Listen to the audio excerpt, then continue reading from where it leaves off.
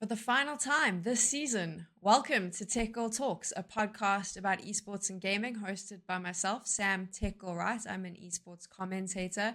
I work around the world on various esports broadcasts, and I've done 3 seasons of this podcast. This is the last episode for season 3. For this particular season, we focused primarily on Counter-Strike, and it's been so much fun. Counter-Strike is a title I love, so I've kind of jumped right into this just to try and pick the brains of people I look up to, interesting figures in the community, and we're going to close with a banger.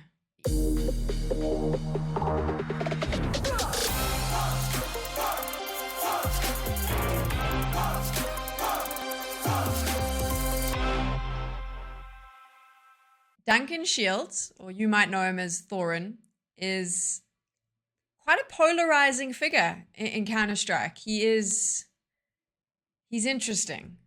Some people love him. Lots of people hate him.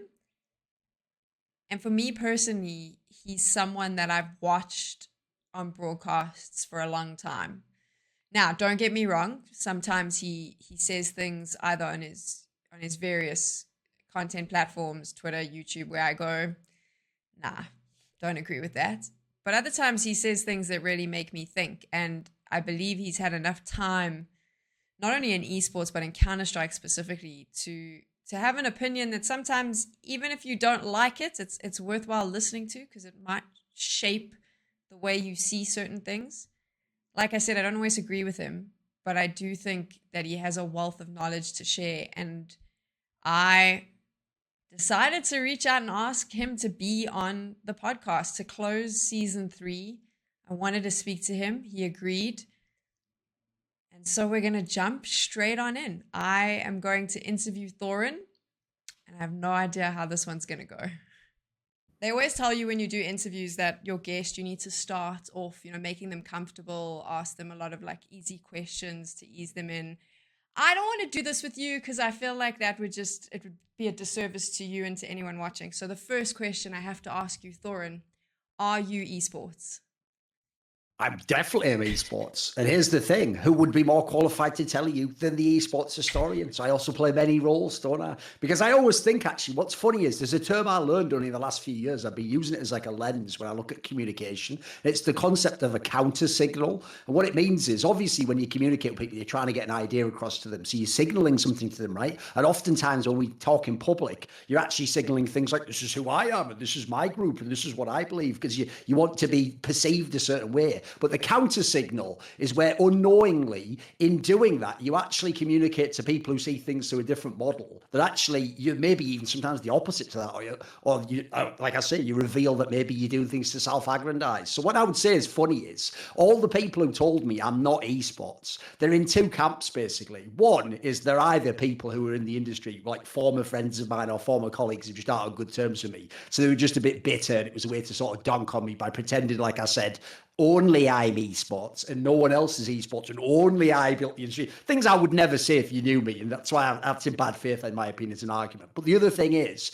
I would also say the other group of people look really stupid if you actually know esports, because they're the ones who are like, I've never even heard of the guy, who is he? Or the people who are just like, you're not esports, what did you ever do? Like, that's just a mad counter signal. You don't know esports. And the joke is, it even works thematically, because since you don't know me, you literally don't know esports, do you? So no, the point of that, I made a video on this recently, is basically the point I was making there, if you ever look in context, was people were telling me stuff like, why do we, like guys with 20 followers on Twitter, why do we allow him to have a platform? It's like, homie, you don't allow me anything. You never gave me anything. I took everything. I built everything I needed and I wanted. Like, that's what esports is, by the way. It's the people who actually built this whole thing up. It's the people whose passion drove this and who kept working when there wasn't a big check and there wasn't any fame and there was none of the sort of like accoutrements that society gives you now as a little carrot on a stick. You did it just because you loved the space and you actually had a cool dream as to what it could be. So yeah, I would say in that sense, like I am esports, and so is everyone else who also participated in that process. And I could make a video, just the list would be endless of people who would be esports in that sense. Basically, if you look at like real esports Hall of Fame type project, that's esports. Those are esports. It's interesting to me though, because I've followed you for a long time, and sometimes you'll say something in a video or you'll tweet something. I've seen you say things on desks where I go, Nah, I don't agree. Sometimes you'll say things where I'll be like, he's lost his mind. Other times you'll say things where I'll be like, I'll really be thinking. But I've never looked at you and kind of been really angry by anything that you've tweeted. Because normally I feel like I'm self-aware enough to go, I don't agree with that, whatever, move on. And you can see that there's more to a person than just one tweet.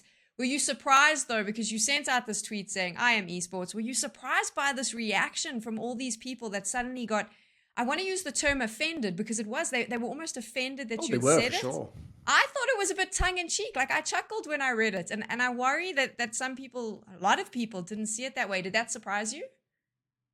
It does and it doesn't. Like, it does in the sense that actually part of the success, I would say, of the Thorin persona, because by the way, I had a long time in esports where Thorin was just like a byline name and no one knew the guy, and I was behind the camera and I wasn't in any way a character. It's more the work that you knew back then. All I'll tell you is the Thorin persona has to exist as marketing for the work. Otherwise, no one will ever view the work. Like, people know this. You know, people on Reddit, famously in CSGO, my native game, the one I've literally put 20 plus years into in the Counter-Strike franchise, they always try to downplay it. Like, you don't know the game, or like, we just want really deep tactical analysis and stuff. But then the truth is, I've found all the people, by the way, who don't have like like abrasive persona. They don't have any edge to them. They just do pure work like that, and no one gives a fuck. Everyone downvotes the shit out of their work. They say the same thing to those guys. This guy doesn't know the game. So people, I will say, I did learn a long time ago that people basically don't understand anything about like nuance, and they definitely don't understand the idea that no one in society, by the way, is who they are in public. There's even like that famous Japanese concept, isn't there? There's all the different masks you wear.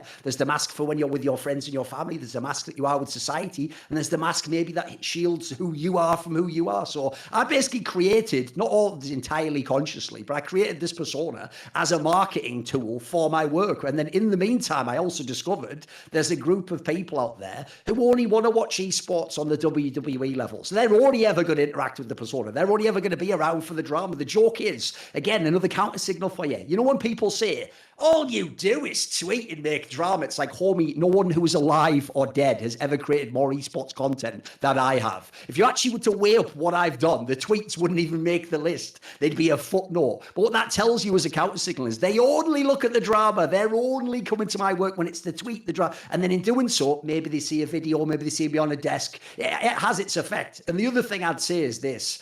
I also learned, this is just how the internet's changed. Like, I'll probably make a video on this soon about like my observations of social media being on all different ends of it, which is when you're someone who has a small following. I know I did this a lot.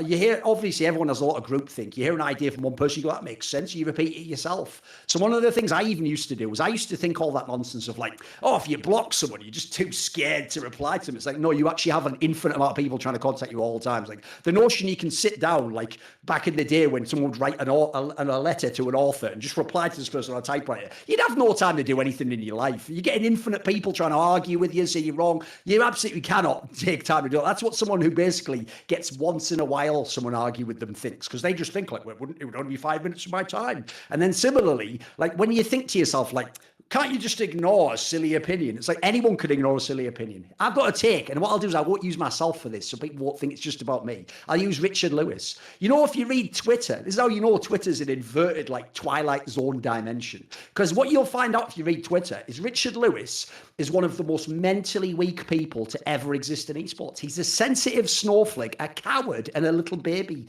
You know who Richard Lewis actually is? Probably one of the most strong people to ever work in esports. The kind of person, by the way, if a war broke out tomorrow, you would want this guy in a foxhole next to you. He's the one who'll go, like he has with me, would go back to back and fight off all the demons with a shotgun. He ain't the guy who's going to bail and go, sorry, you know, I've got to take care of my... It's the opposite. But what happens is this. Twitter and social media doesn't scale in a linear fashion. You don't start getting 10 people replying, and then 100 people replying, and then 1,000 people replying, and it just go like that, like, oh, so basically, you know, 100 people replying, it's like 10, but times 10. It's like, no, the actual, like, effect of it is almost like exponential. So what I would say is this, I have to give this analogy. If you walk down the street and some random guy just goes, like they would if you were in London or something on like a train, just goes asshole when they bump past you, you wouldn't think twice, you wouldn't be ranting about that later in the day. But if as you did that, that guy goes asshole, and then some other guy goes piece of shit, and then someone goes, you hate women, and then 1,000 people did that every time you walked down the street, If you actually let that in your mind, anyone's going to seem mad, because the worst thing is no one else is seeing all those people. They're just seeing when you react to that one person. They're just seeing when you lash out at one. So you look crazy. So that whole thread is a perfect example of this, because if you notice, a famous retort to that thread was that I was making it all up. You can use Twitter. Anyone has the ability to do this. You don't even need the advanced search function. Just go in the search page, type in like Thorin feminism, Thorin like want to kill yourself or something crazy like that. Put in anything like that and you will find it'll never end. The pages will never end. How many people? So that was me reacting and lashing out at people who were bombarding me with exactly those sorts of things. People were just, thousands of people, by the way, were just saying like, block me, I love feminism. And then what would happen, this is not a joke, was when I wouldn't block some of them, they would then go, they'd discuss it with each other and go, what did you get blocked for? Like, what do you have to say next to get blocked? And they would just keep escalating and escalating and escalating. And then here's what they would even do. Some of them who were even shrewd would say some outrageous shit like, I hope your mother gets raped to death or something. And then when you would block them, they'd delete the tweet. And then they'd go, he just blocked me because I'm a woman. So like, it also became something else I've realized about how the internet works now, which is when you're a small person, it's a bit like what Twitter was when it started and why everyone was addicted to it. It was like what Facebook originally was. It's a way to make your own circle and then communicate with them on a daily basis and give them all your thoughts and go all the back and forth. But the problem is Twitter now became this game show where they pick a person each day for whatever cause, whatever politics, and everyone who doesn't know them, isn't in their circle, wasn't addressed by them, pretends they're directly being communicated with and just bombards that person with like the 3 minutes of hate or whatever from like 1984. So what I discovered there was, it isn't about me and anything I said. I just became a lightning rod for any woman who's ever had a bad experience with a man. Anyone who believes that like someone says there isn't any sexism against women. Anyone who's ever been rude to a woman. I just became like a way that they could sort of like get it off their chest, and they thought they're just screaming into the void. There's the other thing, by the way. When you're the little guy just shooting the little dart, you always think it's not a big deal. I'm just giving a comment. That's why they say it's just criticism, isn't it? But it's like, imagine being the elephant that has like 10,000 darts come into it. Like eventually it's going to wound you. And sometimes the one last one, that's the straw that breaks the camel's back. It might be a minor thing. It might even just be a fan saying like, "Can't you just ignore them all," or whatever. That's the one that'll just break you, and then you will seem crazy, sadly. So I actually have a lot of sympathy for celebrities and people in that world. I will say, I am somewhat self-reflective. I do now not read the replies, and I've sort of had to go to like, I have to basically pretend I am like fucking Prince or something and have like people between me and stuff. So whatever. I sort of had to go that world, but I would also recommend people, if you don't want to end up in that scenario, like I say, that's why I used the Richard Lewis example. I don't think anyone can handle that level of scrutiny and that amount of people essentially getting to just be inside your mind and then argue with you inside your, it'll always induce like a crazy behavior, in my opinion. I find it interesting though, because for me, I think, as crazy as it is, because I see everyone has an opinion, say, for example, on you or Richard Lewis. I mean, I spoke with Sadakist about it. Everyone has an opinion. But if you're on an esports broadcast, or Richard Lewis is on a broadcast, or Sadakist is on a broadcast, all of those people watch, whether they love or hate you, because they feel invested in the persona that they see online. Sure. Do you think those broadcasts, because for me, I think broadcasts are starting to suffer from, and I'm probably in trouble for saying this, but they're sort of suffering because analysts are watered down, in the sense that no one wants to have an opinion anymore. No one wants to criticize, not everyone. I mean, there are analysts that do, but a lot of people don't want to be critical anymore. They don't want to make an outlandish statement because they're so terrified of how the internet's going to react, to the point that we now have a situation where I think a lot of broadcasts are so safe that they're boring. The analyst desks are boring. We're not really giving anyone anything interesting, and they're not investing in those personalities, which ultimately means they're not investing in the show. Do you think that that's starting to happen?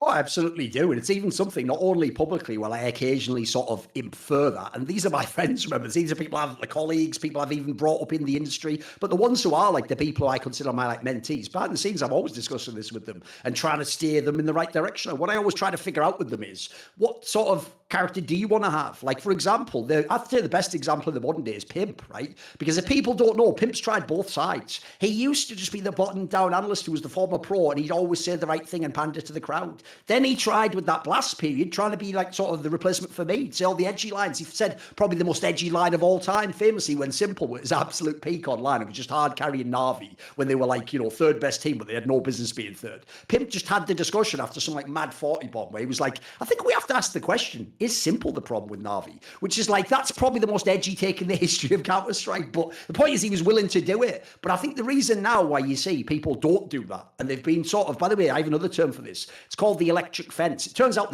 it's parallel thinking. It's actually called third rail topics in the world. It's things that if you touch like the third rail of the underground, that's where the electricity is, so you die if you touch it. I use the electric fence analogy because it's more like if you touch the electric fence, you usually won't die, but tell you what, you're not going to bloody touch that fence again. You're definitely not going to try and climb over it. So basically, anything that could be considered controversial online, which nowadays, by the way, just means have an opinion. Because as I said before, you're not addressing your fans or people who only care about this thing. Now, anyone who doesn't like that opinion is offended. Therefore, to say anything, to have any truth, is offensive. It's by definition. You cannot please all the people all the time. People know that quote. It's a real thing. But that's the function the internet and these broadcasts serve now, especially if people care about outrage. And so the problem I think a lot of these guys have, this is what, like, I'll tie it into what I said about Richard. These people aren't at the following Richard out. They haven't got the scrutiny Richard does, but they buckle 1 or 2 times in. It's like I've had this famous phenomenon happen before, where what I would do is someone who's being super shitty to me in the industry, I'll just quote tweet them and then just let it go, right? And all I've done there, I haven't sent my followers, but a lot of people now are going to see that post that wouldn't have seen it, and they can't even handle that. They will like protect their account, delete the tweet. I've had people delete all Twitter accounts because what happened is they thought you were weak if you couldn't handle their bad tweet. They got 10 of them and it broke them instantly. So I would say a lot of the analysts, unfortunately, a lot of them are much younger and less experienced than me and Richard. They also haven't, I'd say crucially, they don't have a job outside of the broadcast talent. So the thing me and Richard have always been able to rely on, that was even our leverage to sort of be who we want to be and even battle TOs, is we don't have to do this. We can go and be a journalist. We can go and do something else. In fact, we can go and do all sorts of things. If people don't know, we could even be off camera. We could just say, fuck all this noise and just go and be someone behind. You think I couldn't just write the scripts or do the angles for these guys? Of course. But in this scenario, I'd say the problem is a lot of them get really scared when they get the backlash. And the problem people have, and look, I just said myself, I only figured this out recently, is they have to read the replies. And I know why. It's because when you're a nobody, and I was a nobody for a long time, even in esports, like I said, it's my work that was known, not me. When you're the nobody, it's addictive to see someone talk about you, and especially early on, you're getting all nice comments early on. It's all people like, wow, this is good. And you're like, this is awesome. Oh, this is what it must be like to have fans. And then what you find out eventually is, first of all, if you're actually good at your job, in my opinion, unfortunately, a compliment doesn't really do anything because you have to be your own critic. You have to be you know if it's good. Like if they tell you brilliant job, it's a shit piece of work. If you're actually legit, you go, that doesn't really mean anything. Sorry. Like I know you're just trying to be nice to me, but I don't agree actually. But unfortunately, the negative comment, especially if you actually really entertain the premise, like, oh, do they have a point here? That will destroy you, unfortunately. That is actually really hard to overcome. So I think a lot of them basically they can't handle the backlash, and sadly they all seem to read the replies. Everyone does. It's an addiction. We all have like a toxic addiction to the internet. Basically, we've all got to somehow have like the intervention and somehow limit it in that regard. But I know a lot of people then they think things. I've done this as well. You tie all this into your life story. You tell yourself, oh, that's part of like why I'm succeeding though. Like I have to always like have this like element where people hate on me and drama, and then I've got to sort of read it to know like that's the fuel to battle. Like you almost like mythologize it, you know, make it seem cool. So I do think a lot of that has made the desks a bit stale. And then I'll throw this in as well. The number one thing I've always had as a strength that a lot of people, aside from Richard, don't seem to have in esports is I have never had any aspirations to be a coach, to be a pro player, and most especially, this is key, I have never cared about being friends with a single fucking pro. Because since I come from the world where I used to interview them, and I'll tell you what, when you're not famous, if you think they treat you bad when you root to them and you're famous, try being a nobody and being lovely to them. They treat you like dirt on the bottom of their shoes. They don't give a fuck about you, and they will be so rude, so condescending that when I finally got a crack, I always say it, it's like someone just passed me the megaphone and I was like, oh, well, you know what? I've got a few things I'm going to tell you guys about this. So I used to watch those desks back in the day before I was on the desk, and I used to think, are they just going to pander to this pro who's just washed now? You think some obvious examples I go at now. Oh, they're just going to let this guy who they know behind the scenes gets paid 3 times more than everyone else, but he's the second worst player in the state. He's just allowed to skate, and then they pretend like some up-and-coming player's a bomb because he has a bad game. I was like, if I get on that desk ever, I'm going to be the guy who just says it straight up. And I'm even going to say the shit the player doesn't even want to hear. Something like simple. Oh, I used to go, how can you say that to him? Because he's just good with his crosshair, mate. We're outside the game now. This is my domain. I'm simple outside the game, so I'm going to do my shit. So the other thing is, a lot of them, unfortunately, you'll have seen this at events, they don't want to piss off their favourite player and then go to him in the bar and he's like, get the fuck away from me. What were you saying about that? And the worst thing about this is, I'll give this little free piece of advice to the young guys out there.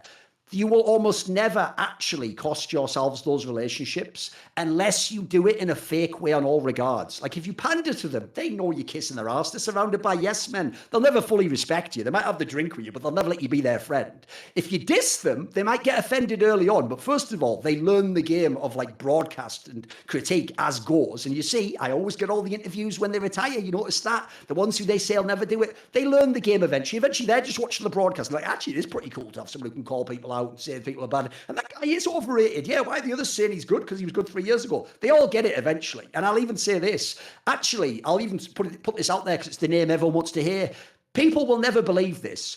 Maybe he'll never say it in interviews. But if Fallen sees me at an event, I guarantee he's going to come up, have a drink with me, talk to me, tell me all sorts of secret stuff behind the scenes. Because here's the thing. He actually respects that I'm authentic. He might not agree with what I think about him, and maybe he does think he's better than I say he is. But he actually respects that he knows I'm not making it up. I'm not pandering the other way. I'm not just lying and going, he's just trash. Just because I know people don't like it. I'm actually saying the opinion nobody's allowed to say. So unfortunately, a lot of the analysts I still think are on that train of like, they want Nico to have a beer with them and not like get annoyed if they come over. They want to get like the follow back from fucking, I don't know, Simple or something and go, oh my goodness, he follows my account or whatever. But it's like, I'll even say, I think that's actually like a Faustian bargain. I don't think it even works. I think they just figure out pretty early, just kissing their ass. Like, as I say, there's a million people blowing smoke up their ass, guys.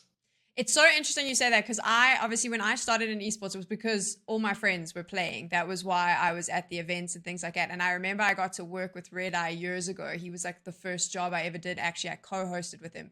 And he said to me at the end of it, he was like, if you enjoy this and this is something you want to do, you need to remember exactly what you just said. He's like, you cannot be friends with these players because one day if you want to do your job properly, you're going to upset your friends. So understand that they're not your friends. This is a job. You have to tell a story. And it's interesting because you've now said it. And everything you said, I actually agree with. Because at the end of the day, it's also your job sometimes to create a narrative where, yes, maybe you go hard on a certain player because you want people to be invested. I think the Fallen example is really good. You've been very hard on him, if you like, online. But I think more and more people watched his journey through the RMR and even the major, even if it was a terrible performance, because they were so invested in wanting to prove you wrong, which ultimately helped the entire broadcast. So no one even realized you weren't working the event, but you built a really good narrative for everyone to get invested in. I mean, I look again. Here's the other thing: people in esports, they are at heart all very immature young men, no matter what age they are and how many millions of dollars they have. So a lot of them, right? One of the number one fears is you can never say you were wrong. You can never say sorry. So they'll never back down. Some of them, they'll maintain the argument that they never respect me. I don't even look at his bloody tweets. Weird how you just get offended by all the things I say, though, isn't it? Like the same people, right? A lot of them will even claim, like, I don't care what Thorin is saying. Like, all I'll tell you is, I won't say the names because I'm kind to people like that. There's a very, very famous GOAT level player in CSGO who famously had even claimed publicly, like, I've never even seen his tweets or whatever. And then I just remember one after party after he won some event, he just like made a beeline to me on the dance floor in like a fucking nightclub, because sadly they're all like that as well. They're all fucking nerds. They don't know, like, homie, this is not why I want to talk about Counter-Strike. I'm trying to bust a move right now. I've just had fucking 4 drinks and God knows what else, you know. So in that moment, right, he comes up to me and his first line, he just goes like, why do you hate us?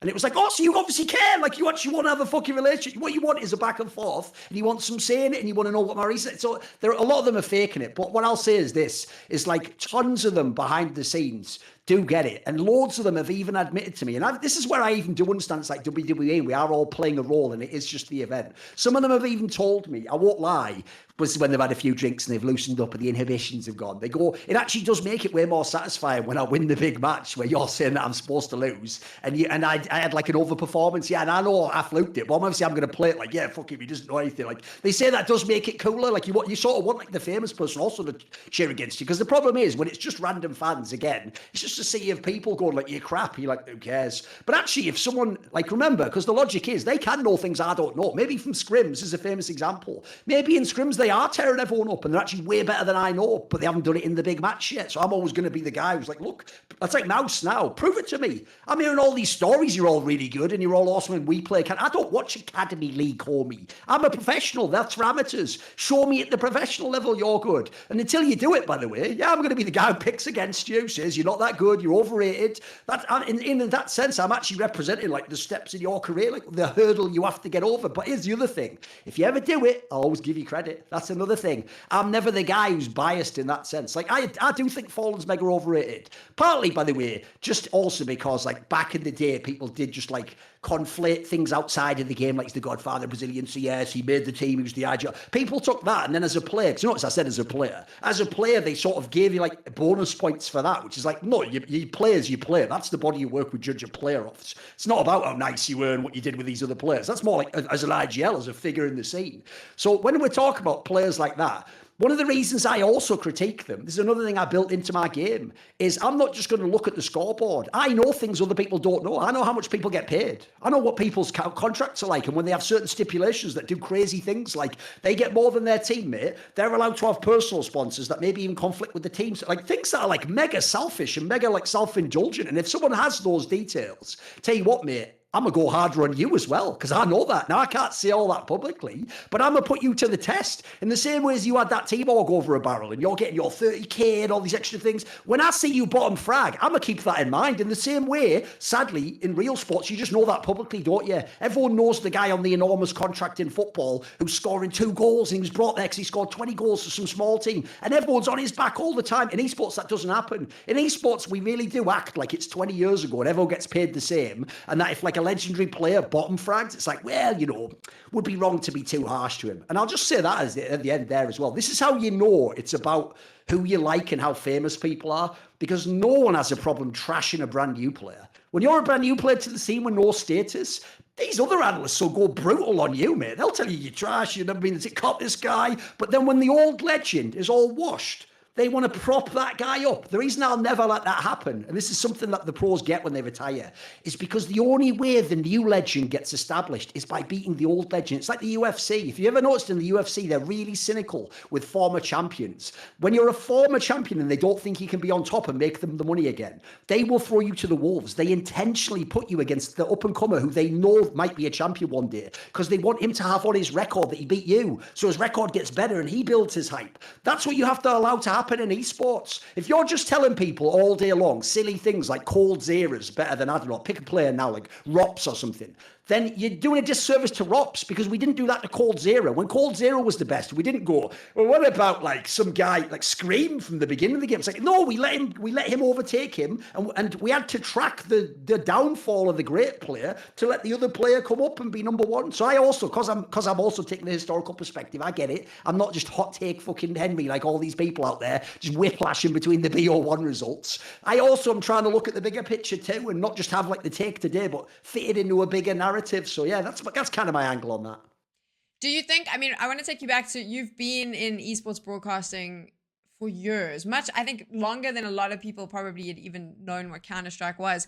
How has the broadcast landscape changed? I mean, obviously now there's a lot more money. People can do this as a job. I think back in the beginning, it was more a passion thing, but is there anything else that you've seen maybe changed for the good and the bad? Ooh, all sorts. Like, it's funny, a lot of people, there's a really famous Bible verse that everyone misquotes, and in misquoting, they've missed the whole point. You know that quote verse? Everyone thinks it is, like, the love of money is like the root of all evil. That's not what it said. No, they think it's money is the root of all evil. That's the famous quote everyone says it, but it actually says the love of money is the root of all evil. So it's not about having money. Money can be awesome. It's a great tool, but money is one of those things where it's like, it's a great servant and a terrible master. So if your love of money is what you have, then you will be absolutely destroyed by it. And that's why when you introduce money into the equation, it's not that everyone loves money, but it's going to obviously naturally attract the people whose primary goal is obtain money, and they're going to feverishly go towards it. And what I'll say is, it's why so many excuses about esports don't work. Like the funny one I always crack on in esports is North Americans in both games, CSGO and League of Legends. If you ever followed the early days of these games, the number one complaint in CSGO was, we don't get paid as much as the Europeans, so we can't take it as seriously. And you know, like, since we're just playing like like semi-pros. Like, obviously, we're not going to play these bad teams like professionals and put in all the hours. And, you know, in Sweden, the streets are paved with mouse pads and fucking, you know, CSGO majors. And every child grows up like, I want to be hated, mummy. They're like, that's the best thing a child could be. You know, all this like mythologized like mecca of esports nonsense. And when they have that excuse, they never keep that same energy, to quote the Americans. Because later, have you ever seen the modern day excuse? The modern day excuse now is we have too much money. And that's putting a lot of scrutiny on our backs. And you know what? Everyone knows I make 30k a month. And I have a lot of pressure as a result. It's like, motherfucker, when were you ever going to not complain? Like, in that scenario, it's just always going to be something, isn't it? So I will say, money doesn't solve problems in that sense. Like, if you're thinking it'll like level up who you are as a person, it won't. It's a tool you have to use, like any tool, for self-improvement or to buy freedom. There's a great concept for you. Why not use the money you've got to buy some freedom to say what you want, to have your own platform where you could do something, instead of getting the money like a Faustian bargain in exchange for not saying what you want. The more money you get, what happens? Everyone thinks, right, well, I've got to feed my family, so I can't say anything like authentic now because it'll go against the grain. But when I get money, then I could do, no, it's the opposite. If you're that guy, the more money they give you, the more status they give you, the more you have to lose. So you'll never say anything. In fact, it'll scale inversely. By the time you're on the millions and you're on some riot, you'll never be saying anything. In fact, even worse, here's a concept that's a banger for you. I once watched an interview with someone who escaped from North Korea, and they said, it's not how you think in the West. It's not like I'm in a movie, like some fascist dictatorship, and I'm thinking in my mind every day, like, oh, I'm trapped here. This is a prison. I've got to get out. It's actually that when you grow up like that, and that's the world you live in, you actually, when you are told things like, look, you'll die if you say this or that, you don't even think it anymore. Once you don't say it anymore and you never discuss it with each other, you never exchange that, you don't even have the idea in your brain. It's like your brain protects you and it just goes, this is the safe path through the maze. And it's only when you come out of it, you realize, what? I didn't even know this was possible. I didn't even know the conception of freedom exists. So I would just say to people, once they let themselves go down that route, because I think money and fame are the main things that have impacted the space. A lot of the rest of it's the same. You're still on the same desk. You're still talking about the same game. Sometimes even the same bloody headphones you're wearing as we wore 10 years ago. But that's what's changed the game, is these outside forces that are sort of like casting a shadow across esports. They're not explicit, but you can see how it's affected everyone. And as I say, when you get to the level where you're on a Riot broadcast or you work with certain big TOs in CSGO, I'll do you a favour there and leave the names out, then you're going to get to the point where you don't even think the thing that would be naughty to say that you wouldn't tweet. Eventually it becomes like you're just blinders on. And it's like, when I work, what do you mean? No, there are no countries and geopolitical situations involved in this. Like, that's just the world they all inhabit. So the reason why I also think it doesn't work, in my opinion, you've always got to have some little grain of edginess. You've got to have some little grain of authenticness that's different to other people, is if you can't think differently in general about the industry, about your colleagues, about like the whole, how are you going to think differently about the game? How are you going to have an original thought about what's going on now? It's going to become just like all those things are. When you try not to offend anyone, what you do basically, it's actually a thing that I've learned. Seems like this is actually a lot of like the dynamics in female groups of friends and stuff. It's about like, because it's very much about like what other people feel about me and what I say, not necessarily what I say. It's like I've got to gauge before I fully give my opinion. Like what's it's like reading the room's the term, isn't it? It's like you got to know like what's everyone else feeling in this room, because I don't want to be the one who lays down this big thing that I thought was just my take, but now everyone's upset at me and now they all think I'm this person, I'm not. And that's what esports has become. And so in my opinion, you've got everyone else is trying to take the temperature of the scene. Well, if you do that, you're just going to collate everyone's opinion into a bland beige mess, and then you're going to say the least offensive thing, but spoiler, it ain't going to be something great, is it? Because if no one's offended, by the way, there's also no one emotionally connecting with it, because the people who are going to love it and they're going to think this is amazing, they're the people who just weren't offended by it, but they emotionally connected. The ones who are offended, they just don't agree with you. They come from a different perspective. Something triggered in them that maybe isn't even to do with you. Like I say, maybe it's to do with some other relationship they had, something else. Another thing classic about the internet now is I also think we all have all these convos we want to have, and there's a lot of lonely people out there who only have like 10 followers and 3 of them are bots and no one replies to them. So what happens is they can't just have a great convo now about this political concept, this like philosophical concept. But so what they'll do is if anyone vaguely tangentially mentions that concept, they just sort of go, right, it's my excuse. Here's my take on this topic. And so you become the lightning rod for everyone's opinion on women in gaming, in how should tournaments be structured? Is this player good even? Like, you notice if you ever go and read the replies about that Fallen thing, almost no one discusses, is he overrated? It's just stuff like, but I really like him. He's a great, he did a lot for Brazilian team. You know, like no one's actually trying to debate my point or go, well, what are your reasons and what would the metrics be? And here's what I say. It just becomes like, what's your opinion on Fallen? Plus, for bonus points and some free likes, chucking an insult about Thorin. And then that just became the meta, didn't it? So I think that's affected desks a lot, in my opinion. A lot of people I even see privately and in the green room, you can have a great conversation with them and maybe have some great thoughts. And I'm just like, can some of this bleed out on the desk? Can you not just go on to the desk and go, Astralis will win this game because they were a great team that won all the majors, and then privately you're like, this team's ass. When are they ever going to do it? They've ruined their legacy. It's like, give me at least a taste. You don't have to do it like I do. I always say this. I never advise people do things the way I did because I'm me and I barely got away with it. So, but the point is, you do your version. You get, again, not the whole thing. My problem is, I always say this, I put way too much mustard on the hot dogs. That's also how I am in real life. Like if I eat Korean barbecue, this is a ridiculous anecdote, but you know, you're supposed to dip a tiny bit of that samjang on. I order like 3 bowls of that samjang and then just shit myself the day afterwards. I know that's too much information, but that's just who I am. That's my style. That's who I like too much flavor, too much sauce, guys. You don't have to do that. Just dip a bit of the samjang and then enjoy the flavor. Do you think it's also difficult now because we've seen this change with TOs? I mean, back in the day, like everyone and their mom was trying to run tournaments, right? And yes, some of them were a disaster, but now it's kind of consolidated, especially in CSGO. You don't have a lot of options. So you're stuck in this position where you can maybe work for 1 or 2 tournament organizers. It's very hard to crack in. That top level is so good from a talent point of view. So you're suddenly too afraid to ever step out of a box that you think you should fit into, because then maybe you never work and you don't make money and you have to go back to your desk job. I would actually say this is another piece of advice I have to give to the people who come to me. I always tell them, if you ever noticed, here's a real distinction people don't notice when I talk about all those geopolitical situations that are looming behind esports and who owns it and who runs it and what values are we promoting. I always try to make this key distinction. You notice I don't just say, if you work for that company, you are evil because they've done these things and I don't believe in that and therefore I am judging you as evil. The people I go after are the virtue signalers. What I do is this. If you come out and you say you are a person who cares very deeply about these topics and you have certain lines you will not cross and people you won't work with, and then you do cross that line, work with that person, ignore that value because it makes you money, it gets you a gig, that's who I attack. So I would say as a general rule, if I could go back in time now and bring everyone with me, I'd just go, right, can we all agree, maybe just now you know how it plays out 10 years down the line, maybe don't make these bold statements, like things that you actually don't live up to. Don't pretend to be who you are, basically. Like play it by ear, go very carefully into those areas, because in doing so, when we get to be in 2 TOs in CSGO and 1 in League, you're going to be fucked, because at that point in time, either you can't work with them anymore, or you're going to absolutely compromise who you pretended to be to work with them. So I think one of the things people don't realize is this.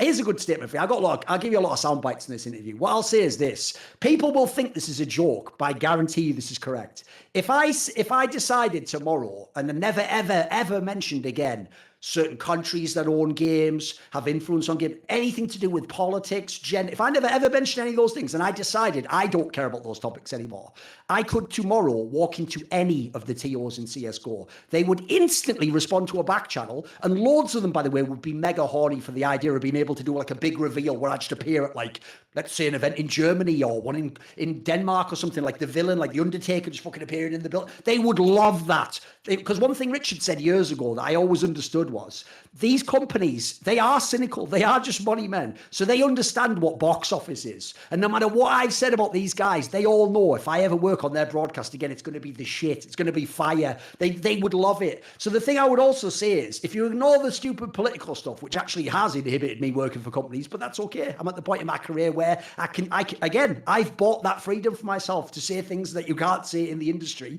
But the cost is I won't be working certain majors. I can't go to 2 certain countries that are going to host a lot of majors. That's just the cost I bought. I paid that price. It was worth it for me personally. A lot of people, it wouldn't be though. So what I would say is this. The one thing you also can learn from my career is it's harder when there's less TOs, I agree. But you can also, if you do it right, you can, everyone in the industry complains, they just use you like your cattle. All they care about is like your value today, and if you're not with it tomorrow, all they care about is making money in the numbers, and they'll hire that person when that person was. Learn, then listen, update your fucking skill set. Stop playing a game where it's some imaginary thing your mum told you about how the world's fair and everyone should do the right thing. Actually use that against those guys. That cynicism that they have can be used against them. It's why I always say this. I've lost 1 million battles and I've won every war. Think about the shit I said about ESL and the country they were working in. ESL hired me back and would hire me back tomorrow. Think about, for a year, I had a campaign where I mocked the fact that Blast was all those BO1s. I called them Blast of Ones. And then because Astralis only went to Blast, I renamed them Blastralis. By the way, that endures to this day. It's a fucking straight fire nickname. Well, in doing so, why was I working Blast in 2020? Because there's the other thing. What I learned essentially was what actual values they care about and what they consider leverage. So in that scenario, I flipped it the other way. Everyone else is like, oh, I don't want to upset them because then they might not hire me. It's like, how about this? How about unless they hire you, you're going to upset them a whole lot more? Hey, there's a different fucking power dynamic, isn't it? That'll make a negotiation process very different. And I'll tell you what, here's the difference if you're talent. These are fucking gems right now I'm just dropping. If you're a talent, right, when you go into that meeting, you know how you're really scared, like, oh, but I really want to work this event. I hope they hire me. Oh, they're offering me a bit less than I wanted, but I do want to do the event though, and all those cool guys are going to be there. I go into a meeting, it's the other way around. They go, look, cards on the table. Like, I wasn't here before when we had all those problems with you at the company. Like, I'm a big fan of your work. Like, I really want to work together. Like, you know, like, what should we be working for? They'll just be throwing out numbers like higher than I was going to ask on. I'm like, yeah, well, I guess that's probably about right. You know, like, you can flip the dynamic, guys. It's just the problem is you got to be authentic, because there's the thing I really learned. This is the ultimate secret of how I made it in broadcast. I never was going to be the person who was the most respected for tactical analysis. I wasn't a pro. I was never going to be the most liked person. That's not even my skill set. I'm actually really good at being disliked. So whatever, I leaned into it, didn't I? And then also, this is the key thing, a load of people out there know how to pander and say the right thing that the focus group tells them will make them popular. I learned how to say the thing that's really annoying. But like you said before, if people actually don't like you, they ignore you. If they have to listen to what you say that's really annoying, respond, get annoyed, and then watch again, they're actually like secretly a fan. They're sort of, that's like their guilty pleasure is to watch you. They sort of hate watching you at that point in time. But the joke is they're still watching. So what I learned was this. I made a brand called Thorin. And if you want Thorin on the desk, there's only one game in town. There's a lot of people who tried to be a knockoff. Hasn't really worked for them, if you notice. So the real secret isn't try and copy Yanko or be the next Sponge. The point is you want to be so unique that if they want your style on the broad, you're the only game in town. And at that point in time, you have the leverage. Now you can start negotiating these things of like, do I get away with every now and then criticizing you for something in the industry? Can I even be naughty and sort of diss a pro that you want to work with on your broadcast? These are things you can do, but you have to have, it all comes from the mindset, in my opinion, how you build your brand. You can't go into it like, because that's the thing. If you haven't noticed, I wouldn't just be there for the sake of it or just be like, well, I can't work there. Like famously, the reason I don't work with Blast, I've told people this story. Blast basically told me privately, you can't criticize our teams. They just meant Astralis, obviously, while you work a Blast event. And then I thought like, that might work. I mean, in theory, you could wait like a week and say something. But then I realised, because part of what I was doing as a journalist was exposing things I consider corrupt about the Astralis organisation, I realised actually, if I follow through on this when something comes through on a Thursday and I'm on day one of the event and I can't tweet about it for a week, I have actually compromised my integrity. So I actually told Blast straight up. Because here's the thing, they never fired me. What they said was, please don't say those things and we can keep working here. So I told them then we're going to have to part ways. I've realised it's actually more important to me. I've got to do this. So I've got to go that way. So yeah, I would just say there's a lot of nuance to this whole field. It's not as simple as people realize. Like getting hired is a skill set. Negotiating in business is part of it, obviously. Building a brand is a skill set. I would even say on-camera technical skills are their own skill set. There's a lot of people there, brilliant nerds in a demo. They can't speak for shit. They're all nervous. They're not getting their points out. They're not interested. All these things are different skills. So there's a lot more than just sort of like, are you good? Does the event want to hire you? Did you say the right things? Will we ever see you at another esports event, or have you decided that you're moving in a different direction? I don't really know. Like the reason why I sort of preempted that at Stockholm and even said like on the last day, for example, I said like this might be the last day I ever work a major. And what's hilarious is I even had all like legendary pros that are retired. Like, what the hell's going on? They're kicking you out the scene. Why are they pushing you out? I was like, no, you have to just look at the way the world's going, mate. Like if I keep speaking out about certain things, it's going to make it harder to hire me. And then the money men behind these companies now can go, don't hire that person. And then also, depending on what country it's in, I'm not going to go to certain countries. People don't get this angle. This is the one part they'll never understand about my personality. You know that famous retort of like, you'd never say that to like Pasha or Fallen's face. It's like, motherfucker, the joke is, they know I would and have, and it's happened many times. Like the amount of times some pros come over to me when we're all sat in a big group and tried to start roasting me, and it's like when a heckler talks at a comedy show, I just fucking roast this guy for 5 minutes straight, and a teammate will just sort of pull him back like, fucking, you're making a fool out of yourself now. Just have a drink and shut up, you know. Like, I do that all the time. The point is this, though. So I would go, for example, to Brazil. I would go to Poland if it just meant you go and it's a show like wrestling, and you're the heel, and they boo in the crowd, and that's it. You don't think I would love it if they just, like, didn't announce me, and I just turned up at some event in Poland, like fucking Jericho in WWE back and did, like, a timer just starts, and I just appear like, I said you were all shit. You know, that's come out on the stage. The difference is, though, I'm not going to go if I know someone's going to punch me in the face. I don't enjoy being punched in the face. So what people don't realize about that angle is, like, it depends what the cost is. If the cost is too high, I've got an awesome life where I can choose all sorts of outlets and vehicles to do what I want to do. So I'll choose the ones that are fun and don't involve getting punched in the face or, I mean, I won't go into the topic of why, but literally, like, extremist nationalists potentially wanting to kill me in certain countries. I'm not really down for that angle. And also, how dumb would you be if a million people told you they were going to kill you and punch your head in, and you went there, someone punched you in the face, and you were like, can you believe I got punched in the face? Like, read the room, mate. You could have avoided that one. So the problem is, it depends where it is and what TO. Like, for example, it wouldn't be impossible in theory. I could work that Blast one next year. I don't have any real problem with Blast generally, as long as they don't try to control my Twitter. Paris, look, I do think France is dog shit, but whatever. Luckily, I'll give credit to certain countries: France, Germany, Sweden, United States of America. What I like about these countries is you can tell them, I actually think you're all idiots. Your country's dog shit, and I think loads of things about you are rubbish. And they just go, "God, you arsehole," and that's it. They don't go, right, how do we kill him? Like, that's not like the next phase. There's certain countries where you say anything, and the joke is, this is a real story. If people want to go back and look, the genesis of all that Brazilian stuff was that when they made that lineup where they brought Taco and FNX over and they made their Luminosity lineup and Zeus became the coach, famously, the first map they ever had, they got 16-0'd by Fnatic, who was the number one team at the time.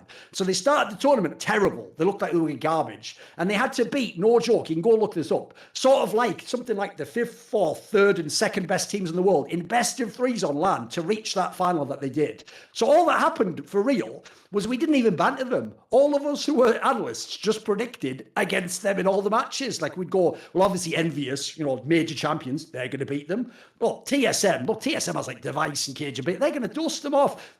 Come on, guys, you think Nip's going to lose this? That's all we did. And we literally, back then, got the same vitriol from all those fans as if we had said the shit I say now. So I even went on some, like, double indemnity shit. It's like, look, if they're already accused me of that anyway, I can just do what the fuck I want at this point in time. I can say anything and get the same response. So I would say it's more about where it is. Like, if it was going to be a fun event in a cool environment and I can be me, I could work a bunch of these events. There is an element, though, like you were suggesting there, which is, because I have also built up my other platforms more, I also don't ever want to do the grind. Like, I'm never going to do the 15 lands in a year or do the ones where you do the small one you shouldn't really do, but they pay you 1.5 times what you normally get paid. So you go, well, I shouldn't really say no. Like, I learned that's also why the love of money wrecks you. I used to feel back in the day like you can't say no if they go over your price, right? Eventually you have to, just for your quality of life, for your own sanity, to balance your career out. So it would have to be like the right one. Like, obviously a major would be a good example, a big finals or something. So it's not impossible, but put it this way, I'll just put the ball in their court. You'd have to be a really forward-thinking, innovative, ballsy executive to want to hire me. But I tell you what, it's a great fucking dice roll. Could come up all sixes, couldn't it? I think it would make for a very interesting desk. I must be honest. I think that it would make for a little bit of fun, which I think we're lacking.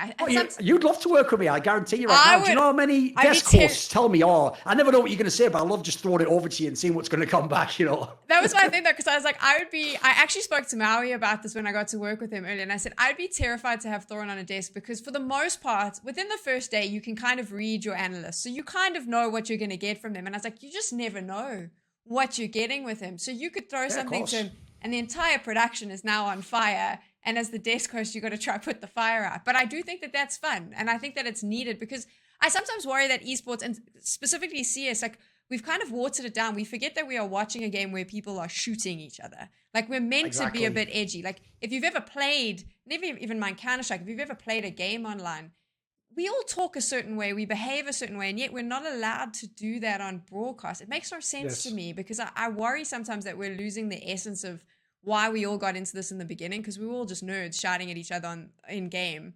And yet we're not Yes. allowed to talk like that anymore. You know, they got rid of this term because it was from like America and people mainly thought it applied to COD. But if you know now, they call it like attack FPS. Like, again, how pretentious is bloody esports? Like, those games like Counter-Strike, they used to have a great term in America, ego shooter. That is what that game is. It's the reason why, by the way, it will always appeal to young men, people who want to prove themselves in the world, who delusionally think they are better than someone who's trained loads, and they think they're the kid in the movie who's like, oh, I might just be brilliant the first time. Like, you're not supposed to just play and go, good shot, sir. It's not fucking tennis back in the day with the upper classes. It's not a gentleman's sport. It absolutely is the game where you do it and you go, fuck you, I'd wreck your whole family. Like, no one can touch me. I'm better than that. You probably cheat if you're better than me. Sit the fuck down. I killed you in that round, even though you killed me 7 other rounds. It's my time now. That's what they get. That is the essence of the game. And if you notice, the best players, they know how to sort of paper over the cracks and make it seem cool, but it's always lurking in the background. Like, if you knew these guys privately, they're brutal. They think that up-and-coming player is scum because he's never, like, shown them respect or he tried to diss them in a scrim one time.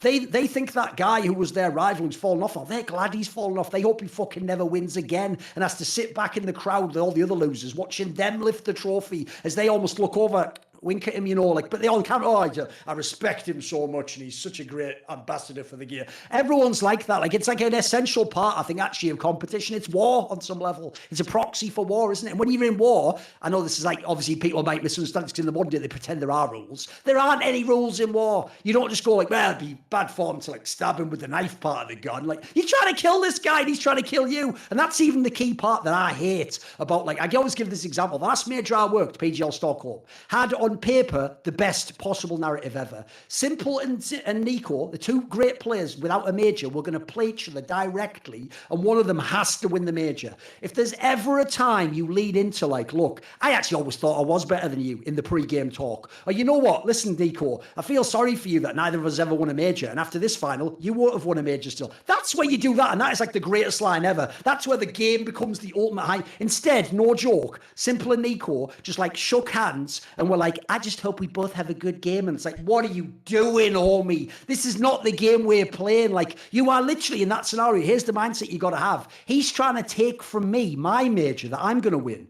Motherfucker, you ain't taking shit. I'm taking it from you. That's the angle you got to take, because that's what you're going to do in the game. In the game, you're not going to be kind to this guy and go, well, good shot, sir. Tell you what, it would be unfair of me to like pre-aim you next time. I'll just come to the same spot and like a duel, we'll walk 15 paces back and then we'll take it. No, you actually want to do every cheap little angle you can on that guy. You want to throw a nade when he's sitting on a spot waiting for a fair fight. You want to make him feel as frustrated as possible. And at the end, I've even said this to a friend of mine. I said, in the modern day, if people get offended by trash talk, you can also wreck them by being obviously kind, but in a mean way. So here's what you do. When you beat them in a really epic game like that, you shake their hand and go, you played the best you possibly could have. Because that sounds like a brilliant compliment. That's like a dagger to the fucking heart, but then they even have to pretend like, oh, thanks for the compliment. Like, that's how you diss people. So yeah, I do think that's missing. I think that angle's gone. And by the way, there's even another thing I want to quickly address, which is one thing I also learned. I didn't know this back in the day because people like Richard somewhat shielded me from this. I didn't interact with the producers and the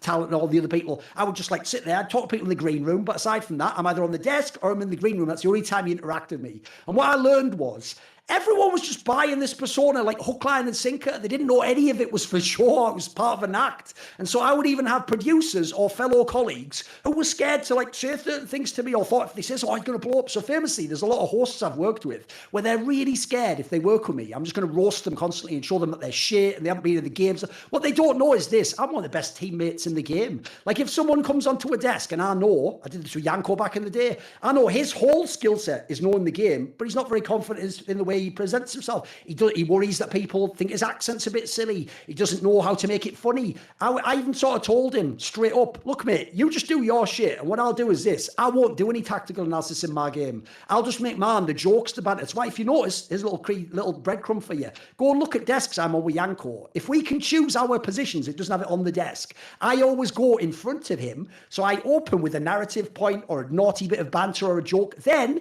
he can pick anything from that and make it something about the game and tactics, and suddenly we're into the desk. It's into that, and it's in that scenario. Look, he learned later, like everyone, he's leveled up. He can do better now. He can make his own funny point, but back then he couldn't. So I was like, you know what? In this scenario, mate, you're like somebody who's great at Duncan in the NBA, but you can't get your own shot. I'll throw you the alley oop. You just run to the hoop when I got the ball. I'll throw you it. So same with desk hosts. If you ever look, I only ever roast them in a way that actually like reinforces who they are as a person. So for example, if I worked with you, I probably would make a joke the first time, like, you know, then again, what would you know about CS? Never seen you on any desks or whatever. But in doing so, by the way, it would completely get out of the way. No one's now going to say at that point, like, I've done it already. And because we're having fun, you'd react to it positively. It wouldn't seem like it hurt you. It would actually make people think, I won't even use that disc. Doesn't even matter, does it? Like now she's doing a desk now. What does it mean? So I also do it in a way where I'm quite conscious about how I do it. I don't just throw barbs for no reason. I definitely don't try to ever make my desk mates feel humiliated or cut their point off or try and steal their thunder. I actually think when you do a desk, it is a team job,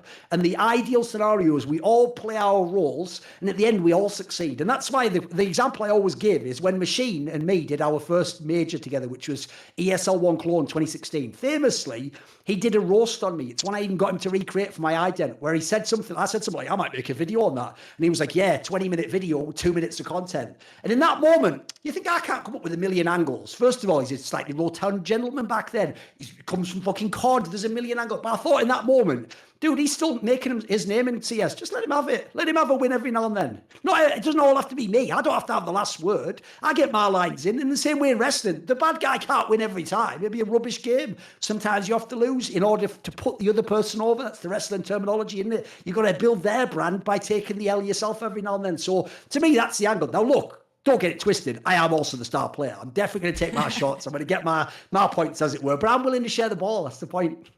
I was about to say, Thorin, you've let the brand drop here a little bit because you're starting to show that maybe you are a bit of a nice guy behind the scenes, not the arsehole that everyone likes to portray you as online. You've just shown that maybe there's a softer side. But you saved it at the end, so you're fine. Don't worry. I think we've still got it.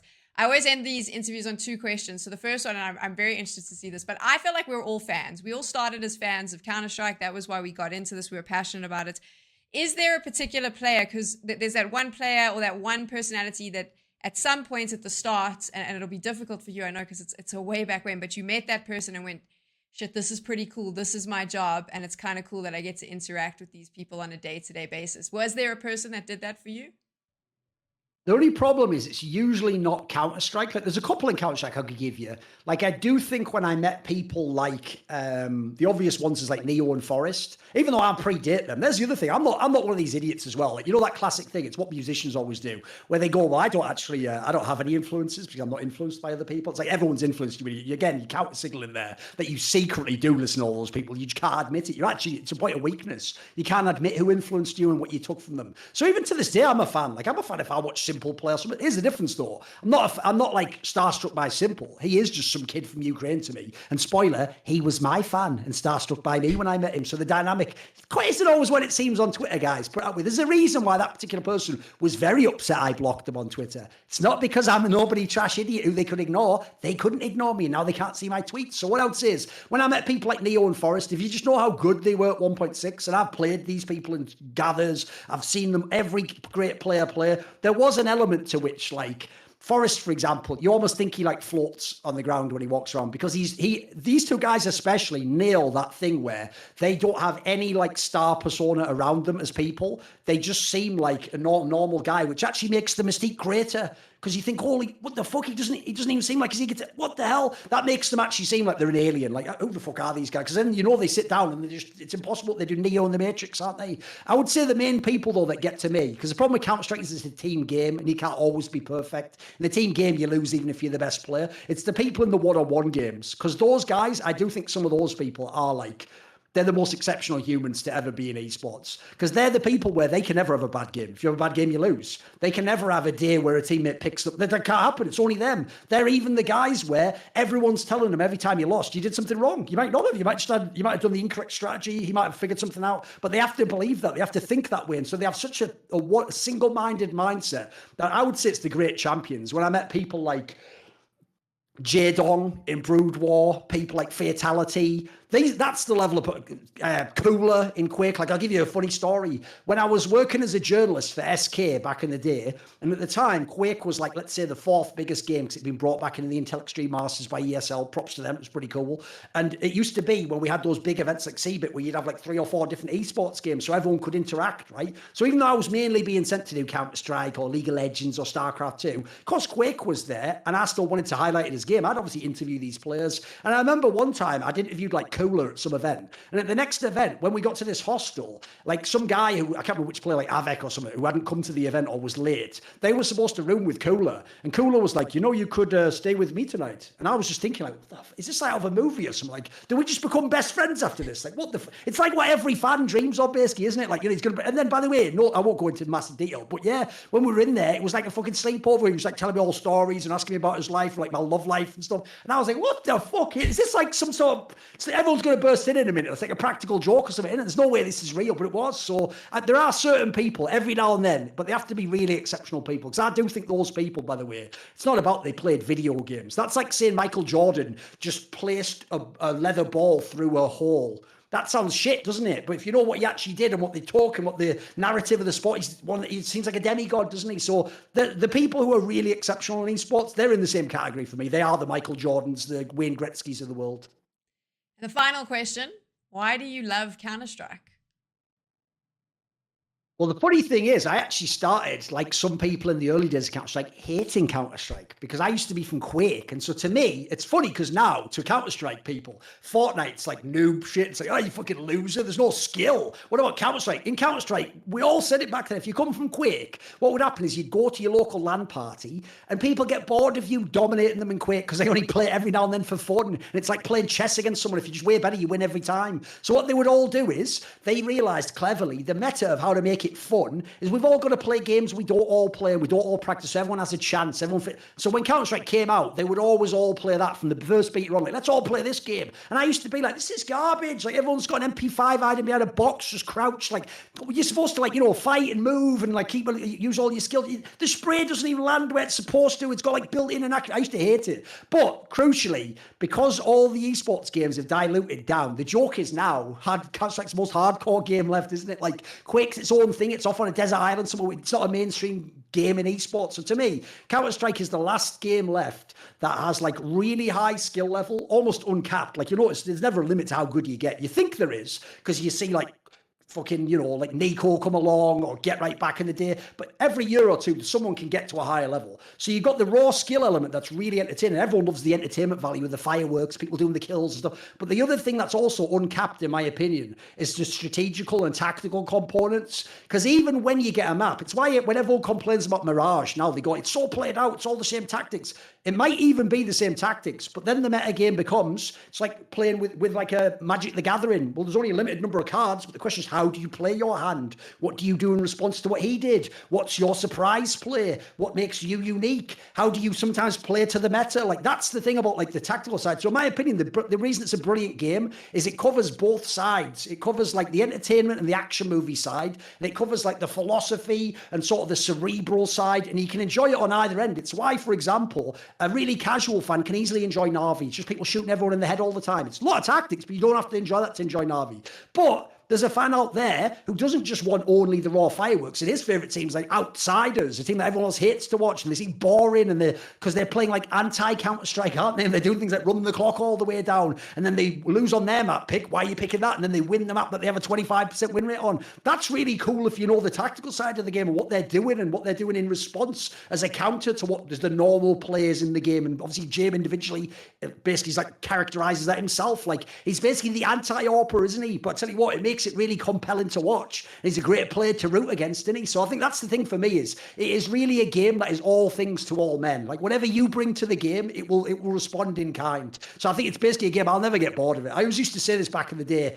You know that complaint that all the talent give where they go, it's the same bloody teams. I don't want to watch Team Liquid play Astralis every week. No, what that means, dude, is you don't. You're really burned out. You've done too many events. You need something different. I could watch them play forever. My joke back in the day was, take Team Liquid and Astralis, lock them in a fucking hermetically sealed room and just have them play 1,000 times till they die. Like, I'll watch all those games, mate. Those are mega compelling. I watch them if the Astralis wins every one. In fact, maybe that need to be more compelling. Let's get like psychological breakdowns like Big Brother, where they have to go in the dining room like, yeah, just lost another best of 5. I don't really know if I can hold it together for that. I'd watch that as well. It'd be mega compelling, wouldn't it?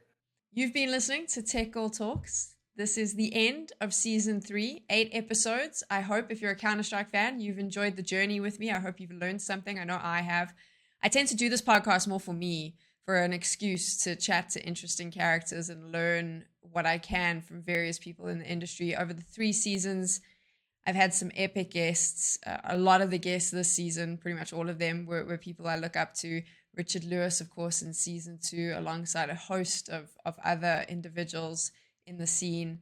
It's such a fun time to be able to speak to all these people. And more importantly, I'm just so grateful that they always give me their time to come on, to chat, to share their insights, to share their knowledge, to share their experiences. I do hope you've been enjoying the podcast. And if you have, hit me up at TechGirlZA on all social media. Let me know what you think. And of course, hit the subscribe button on whatever platform you're either listening or watching on. I'd really appreciate it. If you'd like to give it a rating on the various podcast apps, I'd appreciate that as well. Preferably 5 stars if you can. And if you have any questions, you can hit me up on social media. I am planning season 4. No promises of when it will happen, but you should see or hear me soon.